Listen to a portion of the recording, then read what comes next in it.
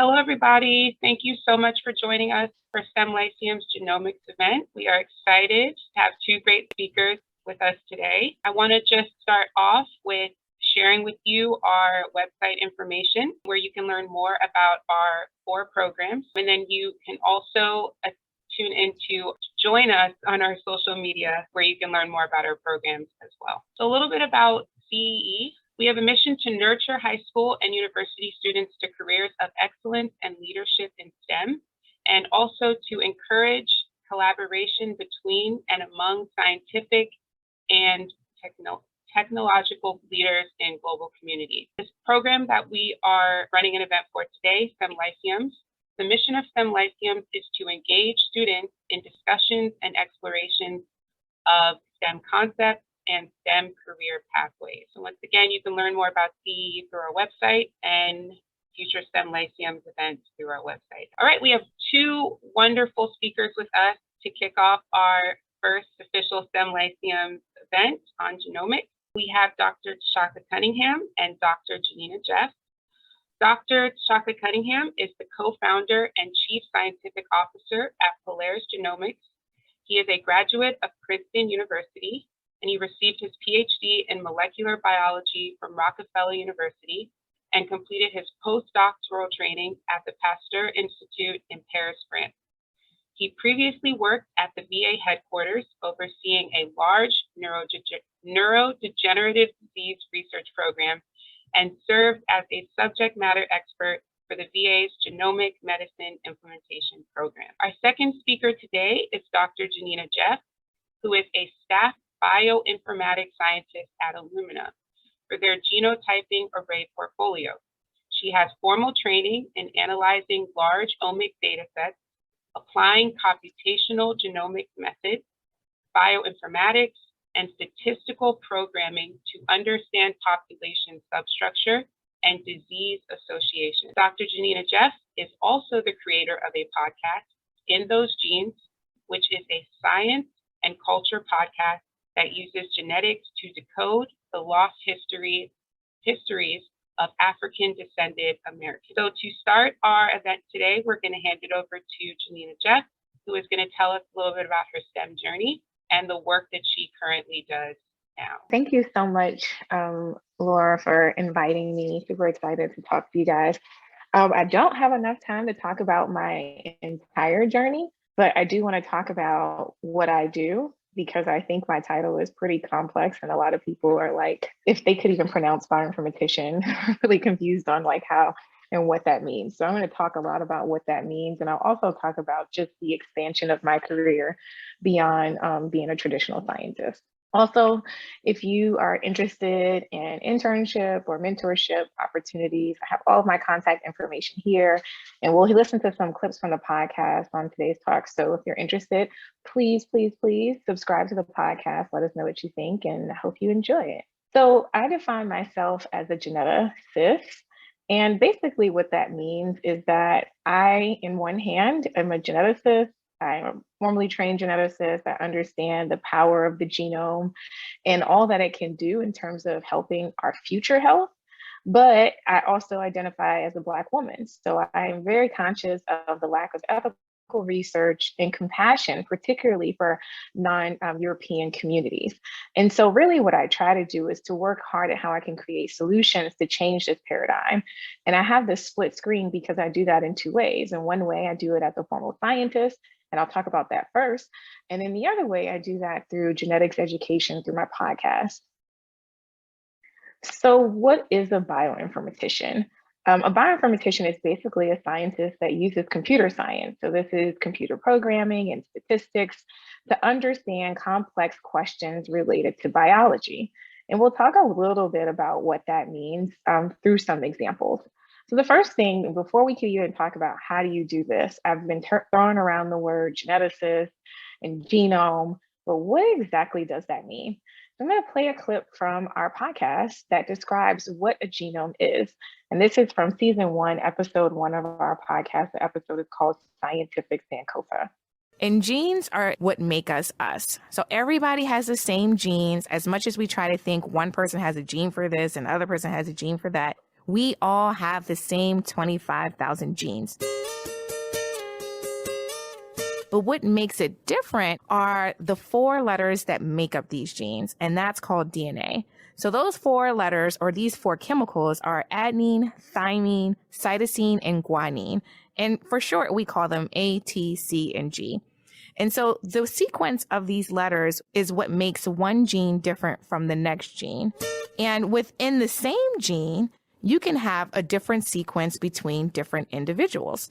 So I told you guys we're 99% the same. So we have the same genes, but some of our genes may have an A where someone else has a T. And that's what makes us different from each other. Now, genome is a term that refers to your entire gene pool. Now we're talking about all 25,000 genes.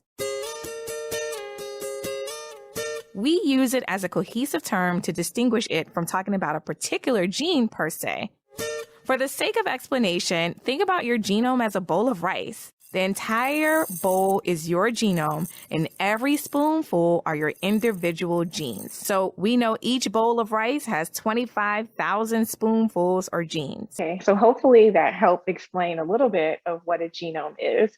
So that is this is what I am studying when I am doing my job as a bioinformatician. I am looking for regions in the genome that make up the difference between different populations. And most importantly, if those differences could explain why certain populations may develop certain diseases versus others.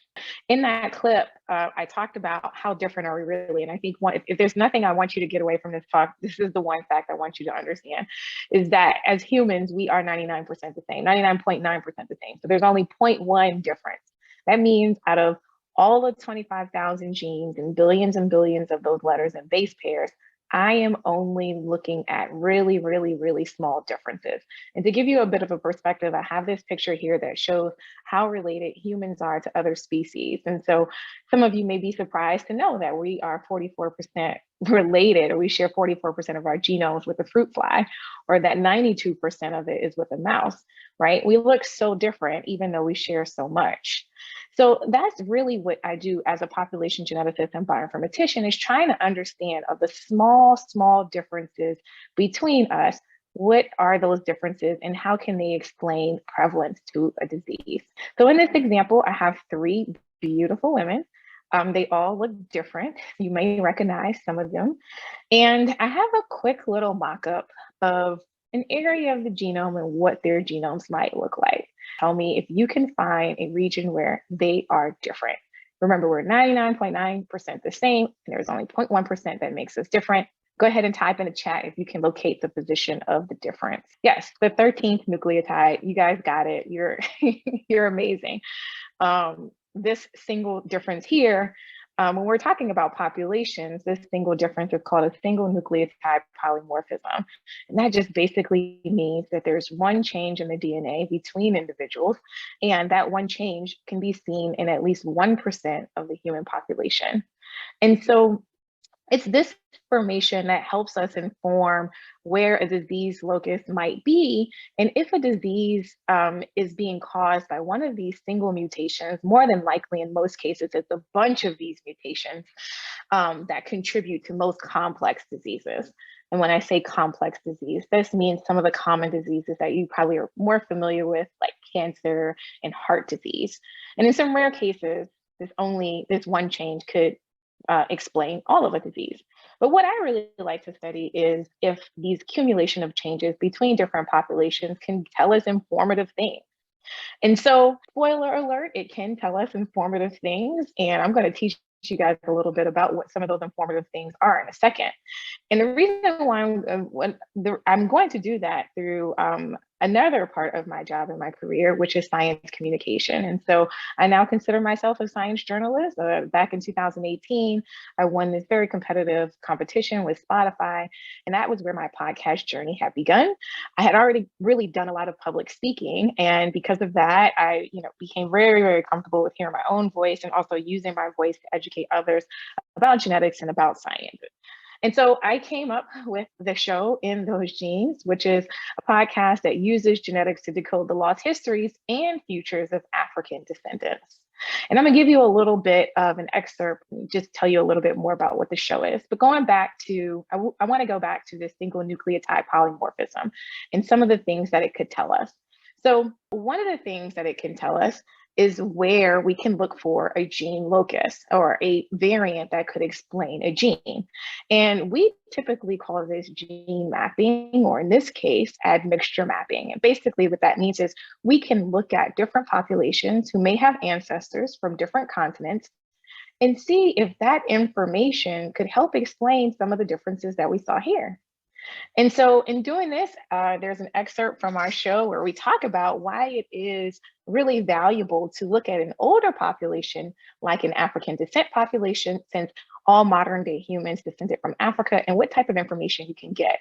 So in this clip, we'll listen to us look for the disease locus through a GPS automated kind of. Fine mapping is a way that allows scientists to look at the genome and determine exactly where variations that cause disease arise. To explain this further, pack your bag, grab your snacks, get that aux cord. We're going on a road trip. 2 road trips, actually, but the same destination, kind of. The destination is the cure to a disease, and we're traveling along the genome to get there. I feel like we're taking steps on like a DNA helix. We're just like, The first road trip, we're opening up our navigation app called Euromaps. It's a map of the human genome based on European samples. Folks of European descent split off from folks of African descent about 40,000 years ago. Because of this split, their genome holds a lot less variation than folks of African descent, an older and more admixed population. Less variation means less information about the history of humanity. That means that Euromaps is a little vague, like Siri on a rainy day. So we're on our road trip, and Euromaps is just saying, I think it's the next left. No, right, wait, no, it's left. Go left, or make a right at the light, then go down for about 4 or 5 minutes, until you see an old man with a dog. Yeah, that's the one, the Pomeranian. It has some idea where we're going, but the directions are far from precise. So we pull up to our final destination, and Euromaps yells out, Ah yes, I think this is it. Well actually, I mean, I don't know, it kind of looks familiar. And we're standing in an empty parking lot. Euromaps says, It's in the neighborhood, I'm sure of it. And we can spend days, hours, years, even decades figuring out just where in this neighborhood the cure to our disease is. Or we can use Afromaps. Afromaps is based on a ton of information amassed over hundreds of thousands of years of variation in the African genome. It's the root of where all other genomes begin. So it not only has information of its own genomes, but also the genomes of others. So Afromaps is precise, like, in a quarter of a mile, take a slight right onto MLK Boulevard. Continue on to Flatbush Ave for 2 miles. Then make a left after the light. No, back up. You passed it. You gotta make a U-turn. Alright, your destination is on the right. You've reached the disease cure right between the red house and the green house. It's the black one, right there in the middle. Yeah, with the grill out front. We hop out and see exactly where in the genome the cause of our disease is, and we can begin making drugs to assess the problem. I mean, imagine all the time, energy, and gas we didn't use on Euromaps when we could have just used Afromaps and got there on a half a tank in under 2 hours. Talk about efficiency. This is just an abbreviated version of the complexity of fine mapping. So that was just a very, very, very, very different explanation of a really complicated term that we use in genetics called fine mapping. Basically, what I'm trying to explain is exactly the figure that I have here, where if we're looking at a European population, we see a significant signal, which is indicated by these red dots on this plot, but we can't really disentangle one variant from another. And if we look at a different population where variation has occurred over time, you might be able to single out the actual variant that is causing the disease. And so this is just an example of why certain populations are valuable for certain reasons, or give us more information, I should say, for certain types of contexts. In this context, looking for a disease-associated variant. So that's an example of some of the things that I do as a science communications person or a science journalist, is taking really, really, really complicated topics and breaking them down into relatable and changing the language of them and making them more relatable for everyone, and particularly making them culturally relevant. So if you are interested in listening to the podcast, you can listen to the podcast through this link here. I also will post it in the chat.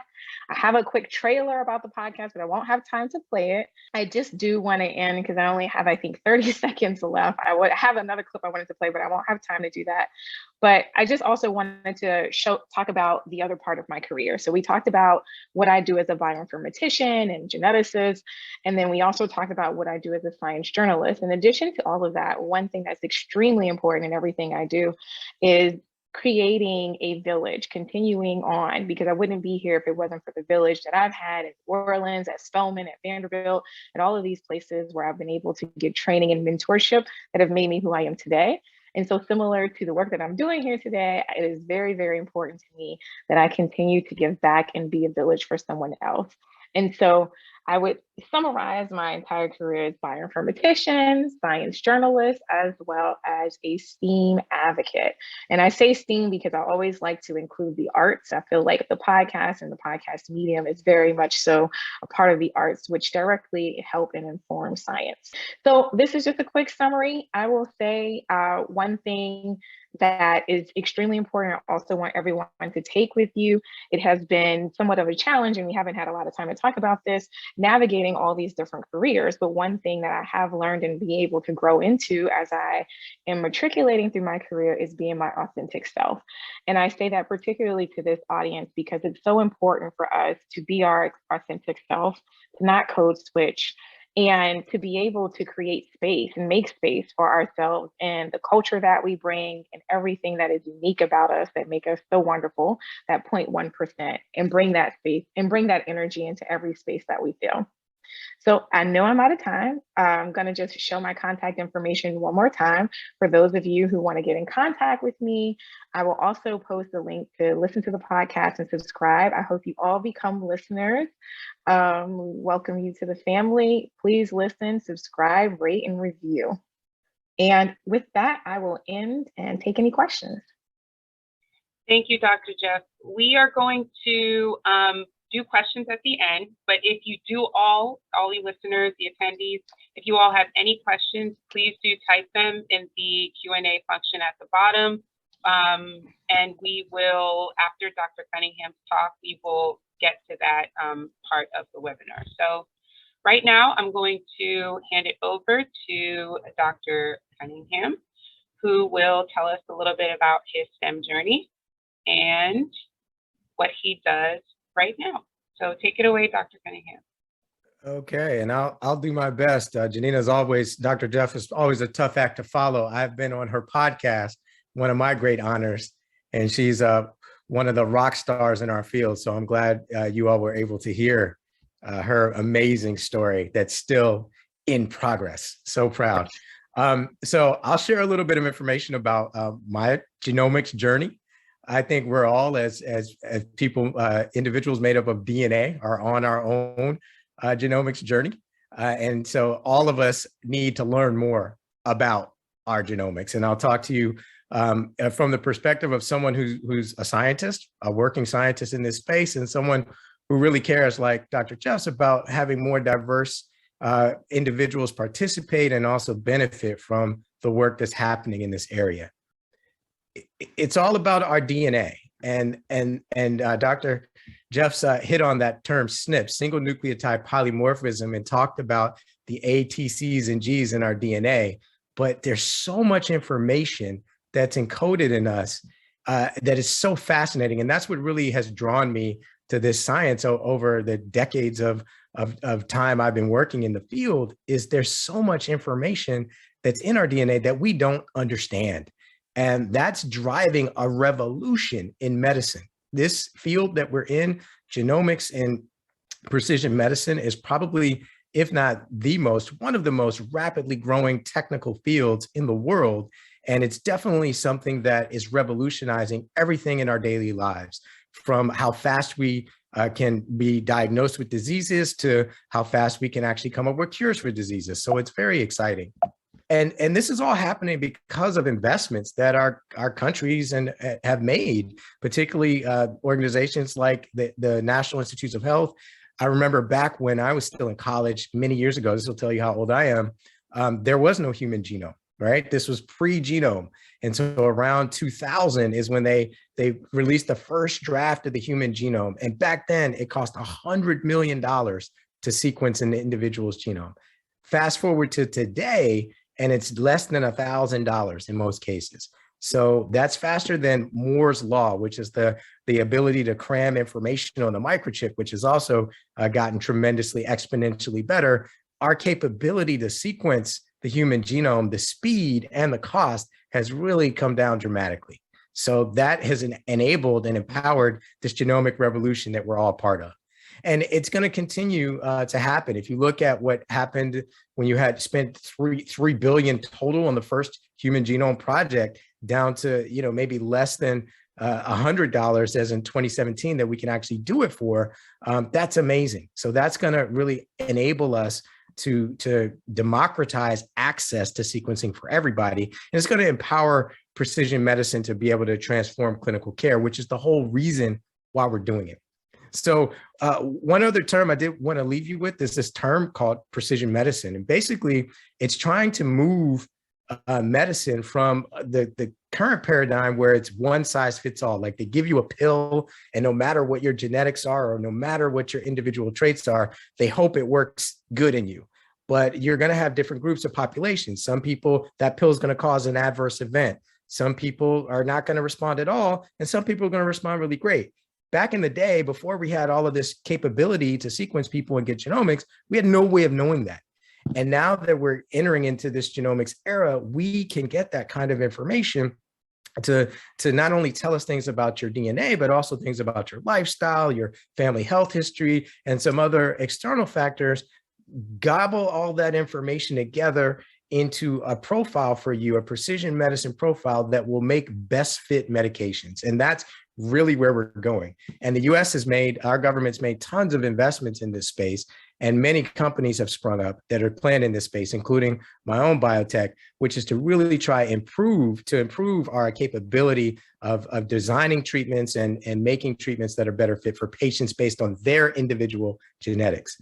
Super exciting. So, pharmacogenomics is the term that's used to describe how understanding mutations in your your genetics impact what medicines work good for you.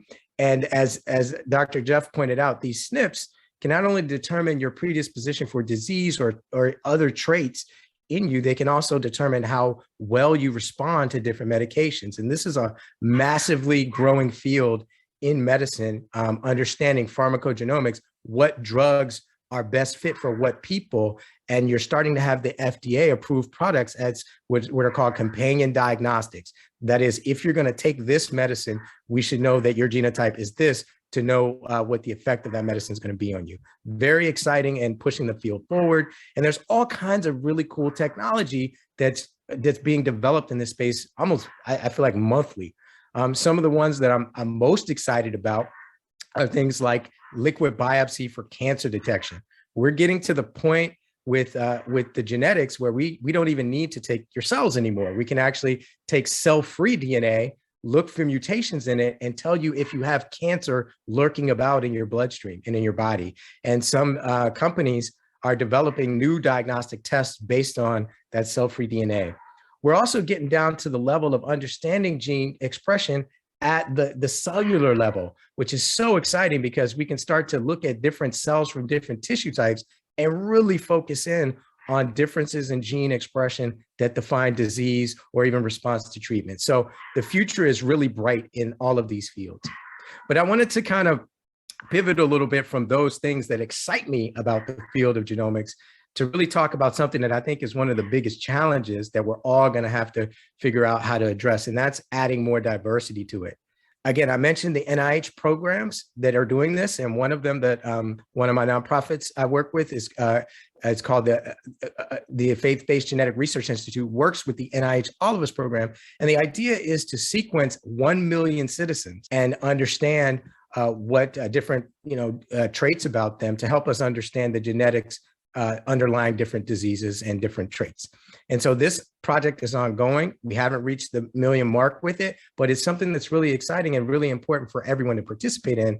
But historically, that hasn't happened. There's a lot of bias that's been in this field of genomics pretty much since its inception. Whereas you've seen, as of 2009, over 96% of the actual genomic studies samples that have been analyzed were of European ancestry, with only about 4% from non-European. It's gotten a little better since that time, but still a vast majority of the sequences that have been analyzed have only been from these populations. And as Dr. Just again pointed out, it's important to have diversity throughout. There are a lot of factors that influence that, and building trust in communities that don't have it for various important reasons is something that all of us are really going to have to focus on. And also having more of us that are in this space from diverse backgrounds is only going to help this. So that's something that I'm passionate about because of my lived experience. In addition to being a scientist, as a male, I can't say that I'm a geneticist. Maybe I'm a genetic bruh, but I'm a Black man first. And that's my journey in genomics starts there. And this was me, 48 years ago. These are my mom and dad. You might think they were in an African village, but they're actually in Malcolm X Park here in Washington, D.C. area. I'm actually on my mom's stomach. I haven't been born yet. But they were passing on to me the genetics from their ancestors all the way into me.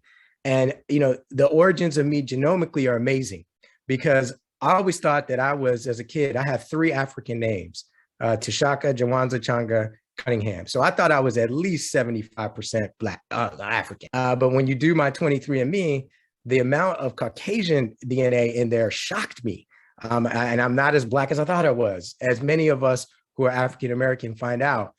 Sharing a lot of European DNA with my European ancestry on both sides, from my mom and my dad's side. And what that taught me a lot was that, as much as we identify with these racial kind of groups that we've been categorized in, we're all one race, human race, just different genotypes in it from different regions. And that's really, really empowered me to think about genetics and myself in a different way. And being a part of this sort of melting pot that we actually have in the US, I think that's really cool. It's one of the coolest things that genetics is going to unlock for us is understanding how similar we really are. That 99.9% Dr. Jeff talked about, that's really, really amazing how similar we are. And there's just the thinking that I can pass some of these diverse genetics on to my kids. These are my sons here, Logan and Sam. That's really just cool. But for me, my journey in science began, over 40 years ago with my grandma. And my grandmother was actually a researcher at the NIH and at the Naval Medical Hospital in here in Bethesda, Maryland. And she gave me my start in the lab. When I was a little kid, this is us in Africa when we were going to visit my mom when she was studying in Senegal. My grandmother inspired me by just bringing me to the lab during the summer. And she was the first person to put a pipette in my hand and teach me how to do PCR. So I'm actually one of the few folks I think in the world that can say their grandmother has more peer-reviewed publications than they do, because she still does. She did small cell lung cancer research and published many important papers looking at oncogenes in the 1980s. And to this day, I'm still in the lab and talking about science because she gave me that spark and just inspired me to really have this passion for learning and having this conversation with nature that is scientific research. So I'm actually one of those people who, even though I don't get to spend as much time in the lab as I'd like to now, be an executive in my own biotech company, I love being in the lab and I love training students because there's so much for us to learn. And it's a team sport. This is actually my lab team from over 20 years ago when I was doing my PhD at Rockefeller and at the Air and Diamond Age Research Institute, still in touch with many of these folks who, you become like a family when you work in these lab environments, and it's very diverse. And so it's really a great opportunity to make friends from all over the globe. Well, and I want to end up with something that I think I'm perhaps the most passionate about, and that's what's relevant to our discussion, which is training the next generation of genetic researchers. And I work with a program here in the DC area called the Future Kings program. We're also developing the Future Queens of STEM program. And we start teaching kids as early as 6th grade how to do genetic research and how to actually do things like PCR and library prep and sequencing and eventually bioinformatic analysis, we'll get there, of the data to give them exposure to these early. There's a picture of some of the kids who were in my cohort a few years ago. These guys are now in college and they're majoring in STEM fields. This is Alex, who's now at Johns Hopkins, and Gideon, who's at Virginia Commonwealth. They're majoring in pre-med as well as molecular biology in the case of Alex, from the work that we did with them, training them as kids. And this work continues. We're going to keep doing this, driving kids and exposing them to the careers. This is Norvin, who recently graduated from high school last year. And Norvin came to us as a 6th grader. They said he was at risk. By the time he was a senior in high school, after going through our STEM programs, he got into 19 out of 20 schools he applied to and had the decision of going to college between Princeton and Yale. And he broke my heart by choosing Yale. I'm a Princeton alum, but I was so excited for him that he had that choice. And this is the kind of thing we're going to keep doing. And I think that that's the important part, that he has that passion to go down the STEM track that he had never been exposed to before participating in these programs. And this is going to be so important for us, because the one thing that we need to do as a country is become more diverse in our sciences, particularly in genomics. The world is getting more diverse. It's getting more Black and brown, if you will. It's growing in the US. We're already a majority minority country if you look at kids under the age of 16. So genomics has to keep pace with this, not only because it's the altruistic and right thing to do, because it's actually good science. And we've realized through many different studies that it's so important to have diversity represented in all of the genomic, particularly the GWAS studies that are happening around the world. And it's something we're going to continue to do. So I really want to encourage you all to actually take a deep look at this and be a part of this, in this ongoing revolution that's happening in science, because genomics is one of the coolest fields out there. As we learn more about our DNA, we not only learn more about our ancestry, but we're going to be able to define our health future. So I'll stop there and take any questions. Thank you so much, Dr. Cunningham. That was an amazing talk. Okay, so right now we are going to transition into the Q&A session. Opening up, we have some really great questions. First question is, how much of a role do SNPs play in our phenotypes and traits as opposed to epigenetics? So I'd allow you both to answer that. I'm sure that is relevant to both of your work.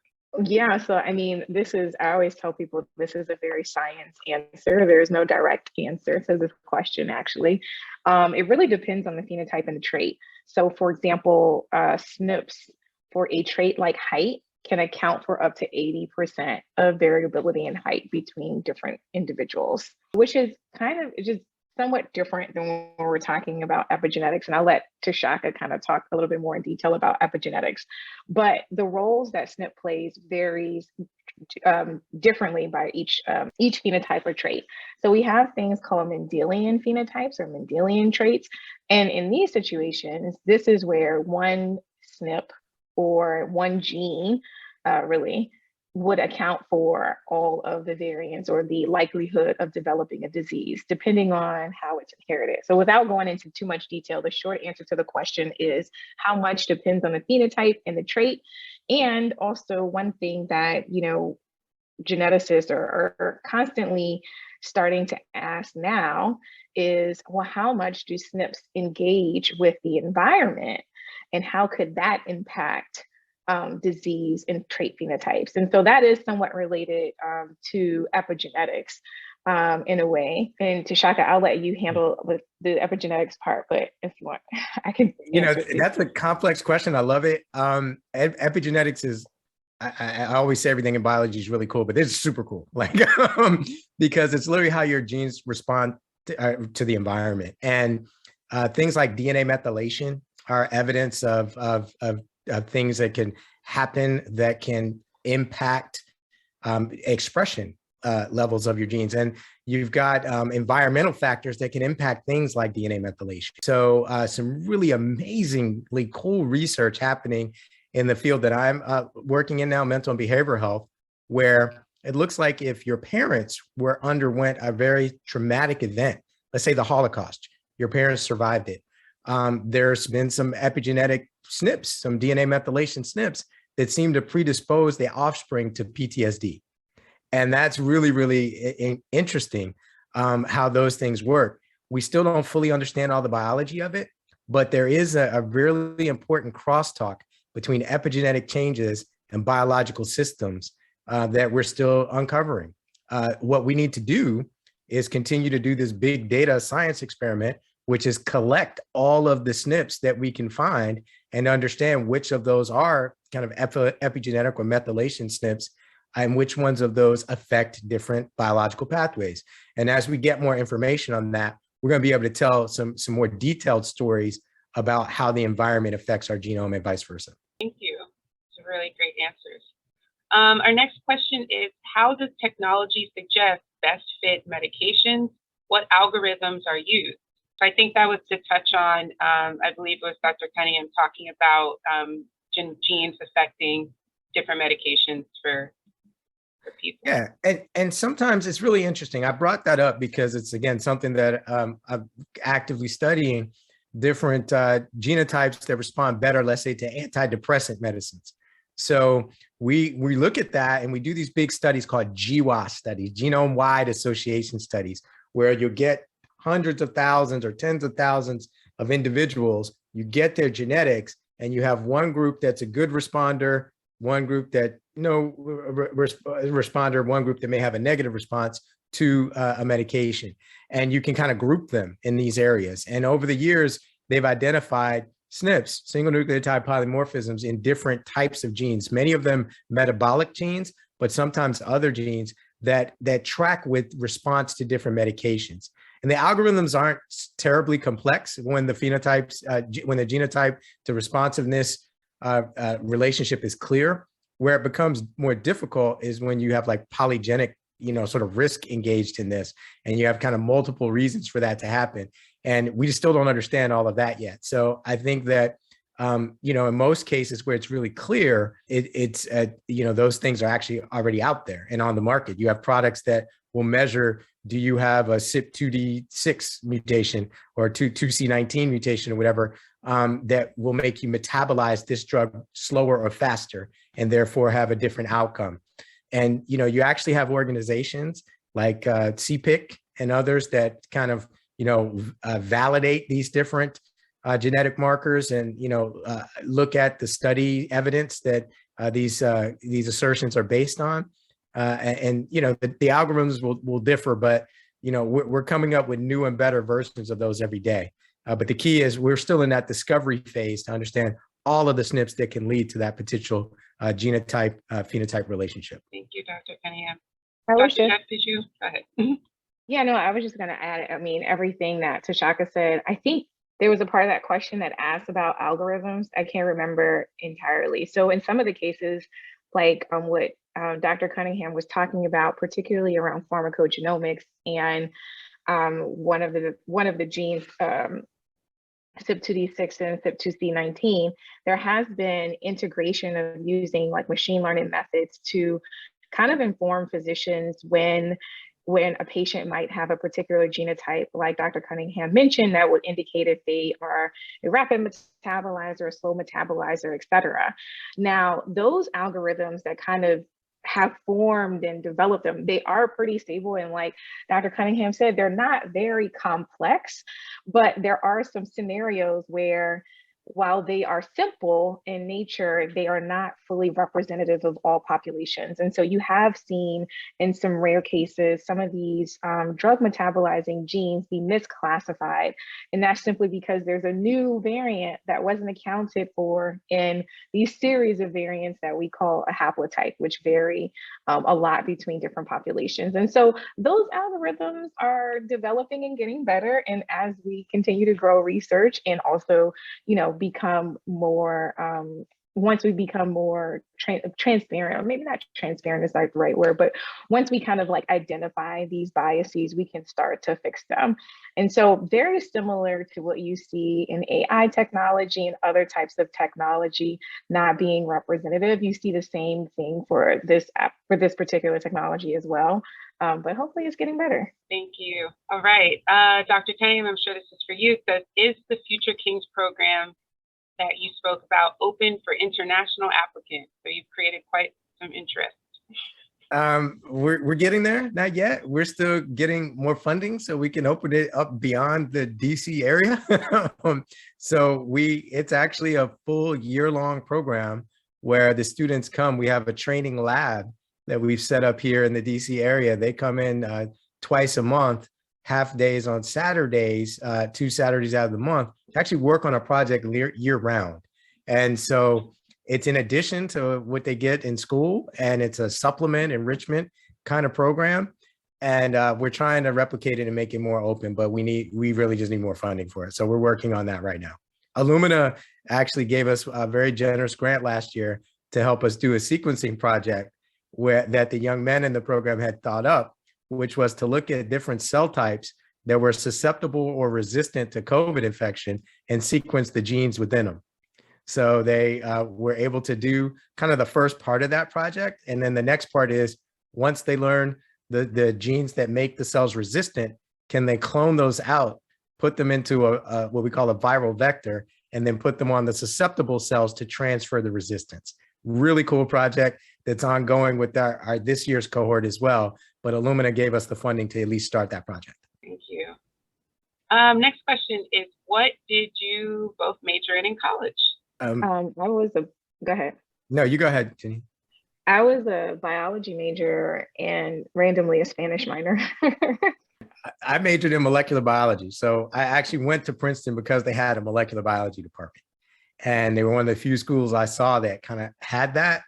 And again, from the previous experience I have with my grandma, I knew I wanted to learn more about this and at a deeper level. So started there, and then I minored in African-American studies because I really just, honestly, at the time, I wanted to have a Black professor, because in my department, I didn't have any of those who were in molecular biologists. So I still try to mentor some of the students there who are in the mobile department at Princeton, but really glad that I did that. Next question is, what advice do you have for students looking for ways to gain experience through programs such as mentorship, internship, etc.? So I can tie that in with this next question, or the last question, second to last.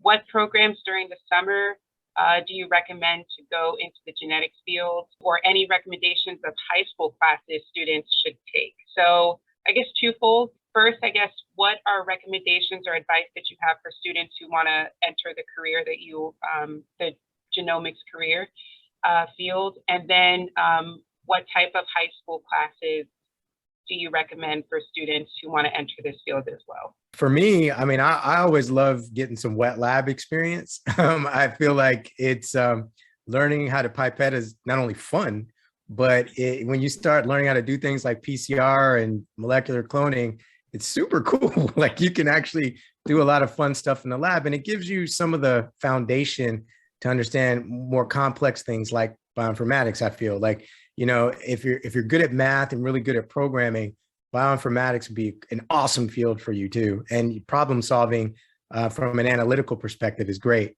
You know, I really love the wet lab part of it. And I always recommend starting out there, and then, you know, seeing which other ways you want to go with it. But maybe Janita has a different a viewpoint on that, being a bioinformatics scientist. No, I actually agree with you. I should tell you, so some of the things that I did in high school, I was always engaged with the science fair. So I used the science fair as like an opportunity to like flex my science curiosity to the world, and also very competitive. But then when I got to college, I started to work in it was a damp lab. So it was mostly wet bench lab experience, like Dr. Cunningham talked about, pipetting, learning how to do PCR, RT-PCR, all these different skill sets. And I highly, highly, highly recommend that you do that, because really when you become a bioinformatician, which I'll talk about in a second, if you understand the underlying biology, and more specifically, if you've actually done it, you have a completely different perspective on how to analyze the data. And right now, in terms of just like the career itself or the field itself, you have a lot of bioinformaticians who know no molecular biology, and you have a lot of molecular biologists who know no statistics and computer programming. So it is really, really great to get both of those experiences. And I think a damp lab is a perfect place. And so when I say damp, we did some bench lab things, like we did little short sequencing runs and PCRs and Western blots, but all of the data that we generated, we then put into a computer, and we do comparative genomics to try to understand the genetics of whatever gene we're looking at in whatever species. And so when I was an undergrad, I used to work in a damp lab that focused on bovine genomics, and we looked at fetal cow birth weight. And so I was focused on one gene. This was before everybody was doing all of this genome-wide stuff. That was very, very something. I was very proud of my one gene analyses.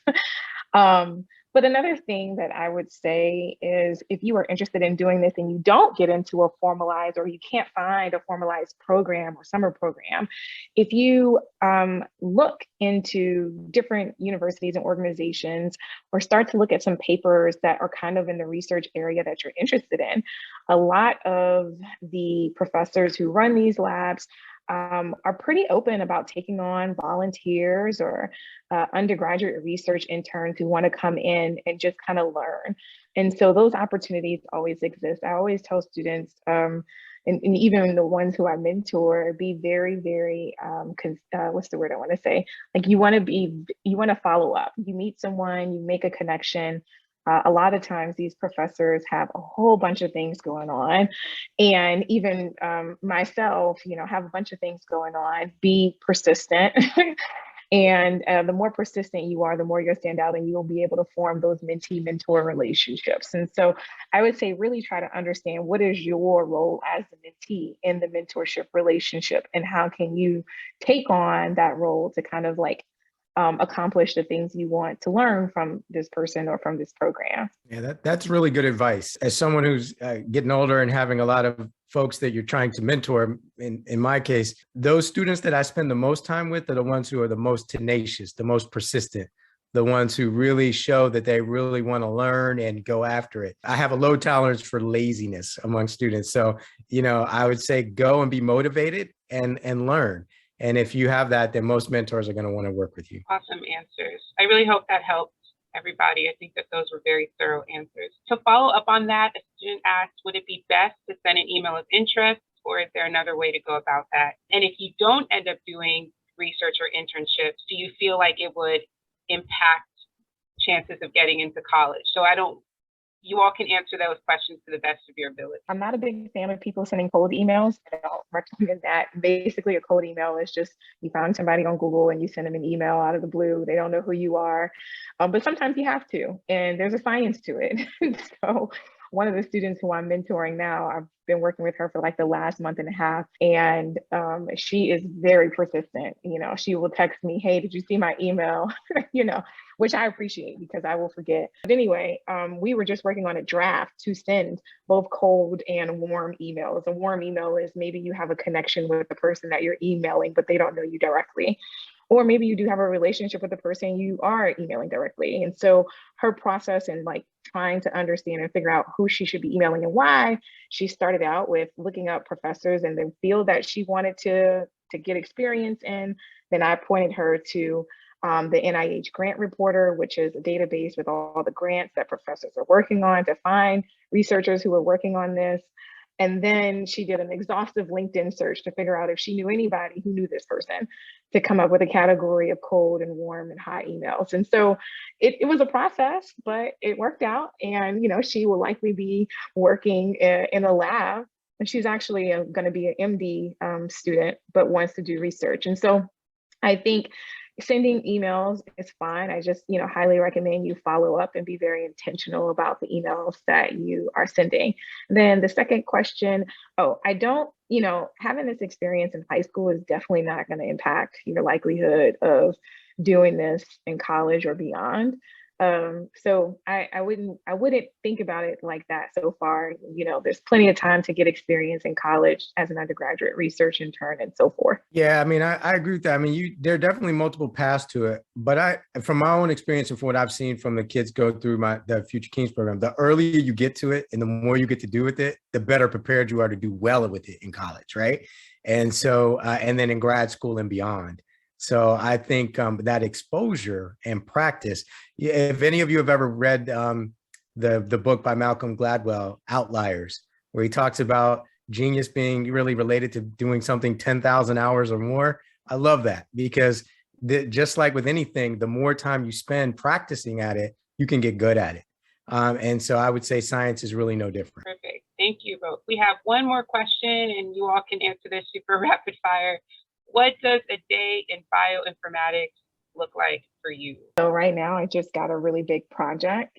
So at my job, my sector of bioinformatics, I work on developing products. And so at Illumina, we are a genotyping technology company, and I work on a technology that is very much so informed by population genetics. And that's mostly because this technology doesn't look at the entire genome. It only looks like at a snapshot of the genome. And so I get to figure out what that snapshot looks like. And I have to be very careful about the markers that I select in the genome to make sure that they're representative of whatever the goal of the project is. And so we recently won a really big project in the UK. It's going to be 5 million people using our product, this product that I created.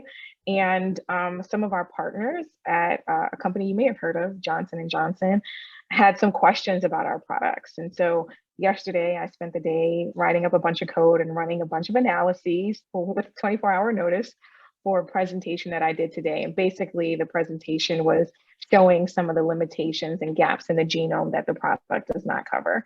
So that's just one example, and that's very unique to my job at Illumina.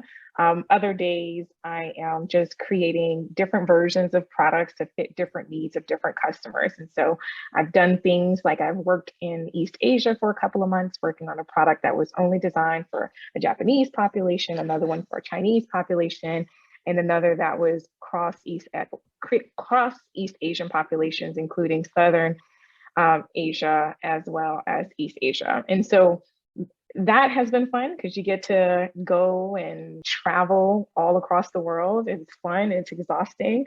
It is very, very fruitful. Thank you so much, Dr. Cunningham and Dr. Jeff. I hope that was really helpful for everyone who attended, and I want to thank everybody who attended for joining us. Next month, our event is going to be on clean and renewable energy. So if you have not yet already, please do register for that event if you are interested. We will have 2 speakers who work in that career field who will talk to us again about what they do and their STEM journey. And they represent Jacobs Engineering and Dominion Energy. Once again, thank you so much to Dr. Tshaka Cunningham and Dr. Sheena Jeff. This was an amazing talk, and I really appreciate you taking the time to share your journey with us. It was inspiring. My pleasure, and best wishes and best of luck to all of you. Go on your genomics journey and get there. We need you. Thank you. Thanks everybody again for joining.